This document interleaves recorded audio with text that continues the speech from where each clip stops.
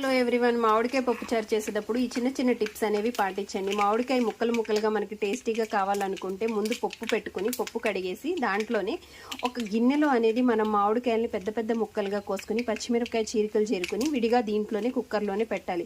4 whistles వచ్చిన తర్వాత ఆ గిన్నెలోనే మళ్ళీ మనం ఇలా వంచేస్తే ముక్క ముక్కల్లా అలాగా ఉండి చక్కగా ఉడికిపోయి ఉంటాయి. వెంటనే అది మరుగుతూ ఉండగా కొత్తిమీర వేసుకుని తాలింపు రెడీ చేసుకుని తాలింపులో మట్టికి కారం అనేది మనం వేసి వేయించామంటే కారం పచ్చివాసన లేకుండా పప్పుచారు చాలా టేస్ట్గా వస్తుంది.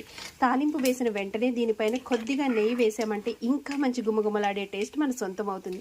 చూసారా హెమీ పప్పుచారు ఎలా మరుగుతుందో. ముక్కలైతే గిన్నెలో పెట్టడం వల్ల మామిడికాయలు దాంట్లో డైరెక్ట్ వేయకుండా ఇలాగే ఉన్నాయన్నమాట. ఇదిగో చూసారా కారం అనేది నేను తాలింపులో వేసి దీంట్లో వేసి ఇదిగో చూసారా పప్పుచారు తాలింపు అయిపోయింది. ఒక స్పూన్ నెయ్యి అనేది మనం వేసేసి పైన మూత పెట్టేసి కావలసేటప్పటికి తీసుకుంటే గుమగుమలాడే పప్పుచారు మామిడికాయ పప్పుచారు రెడీ అయిపోతుంది ముక్క ముక్కలుగా. ఎంత